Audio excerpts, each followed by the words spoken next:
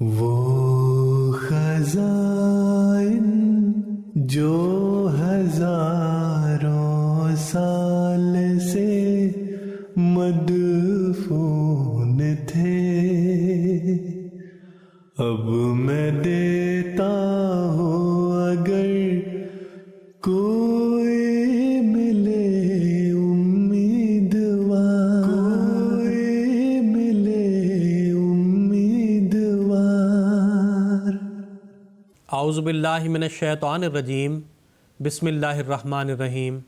درس ملفوظات سیدنا حضرت اقدس مسیح موعود علیہ الصلاۃ والسلام۔ مولوی نذیر حسین دہلوی کا ذکر۔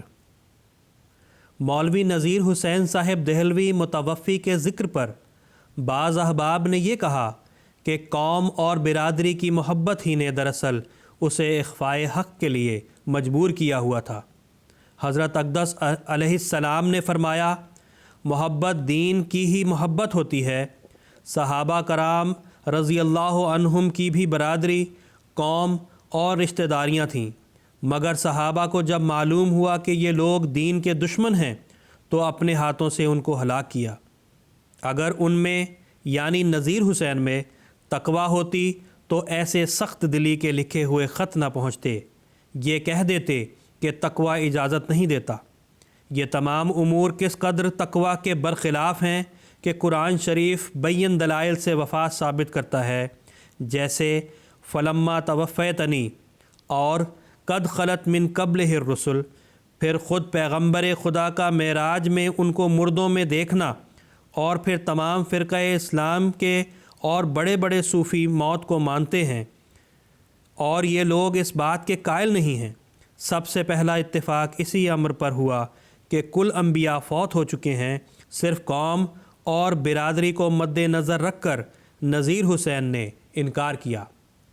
سنا تھا کہ نذیر حسین کہتا تھا کہ مجھے ایک ایسی بات یاد ہے کہ اگر بتلاؤں تو ہزاروں آدمی مرزا صاحب کے مرید ہو جائیں۔ وہ تو ہزاروں داخل کرتا رہا، یہاں لاکھوں ہو گئے۔ حجرہ نشین لوگوں کو نہ تو آسمانی منطق نصیب ہوتی ہے اور نہ زمینی۔ مولوی اسماعیل شہید صاحب آئے تو سنگھڑ بھی گئے اور شیخ سلیمان سے ملے۔ شاید جہاد کے لیے کہا تو انہوں نے جواب دیا کہ فقیر نے اپنے ہاتھ سے ایک چڑی بھی نہیں ماری، تلوار کیسے اٹھاوے گا؟ انہوں نے کہا کہ رسول اللہ نے 363 اونٹ اپنے ہاتھ سے ذبح کیے تھے۔ پھر فرمایا کہ اب تو میں یقین کرتا ہوں کہ وہ نذیر حسین ہماری جماعت میں داخل ہوا۔ کئی مرتبہ میں نے دیکھا ہے کہ ایک آدمی زندگی میں تو قائل نہ ہوا، مگر جب فوت ہو گیا تو ہماری جماعت میں داخل ہوا۔ محمد حسین بٹالوی کا عقیدہ۔ محمد حسین بٹالوی کے ذکر پر فرمایا کہ اس عمارت کے دو کونے ہیں، ایک مہدی اور ایک مسیح۔ مہدی کی نسبت وہ کہہ چکا تھا کہ کوئی حدیث بھی جرح سے خالی نہیں ہے، جب ایک کونا گر گیا تو دوسرا کس کام کا؟ اس لیے ہمارا انکار کر دیا۔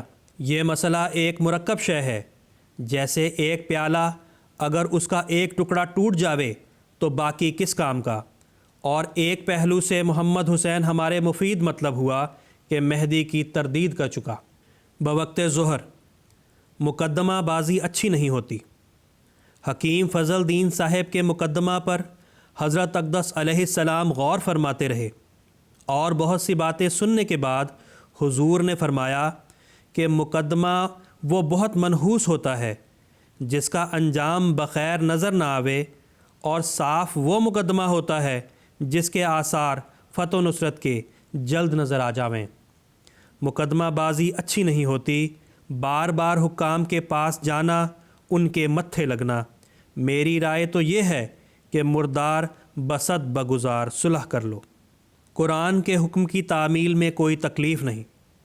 ایک صاحب نے کہا کہ حضور کو بھی شہادت کے لیے جانے کی تکلیف ہوگی، اس نے اسی لیے آپ کی شہادت لکھائی ہے کہ یہ لوگ تکالیف کو دیکھ کر صلح کر لیں۔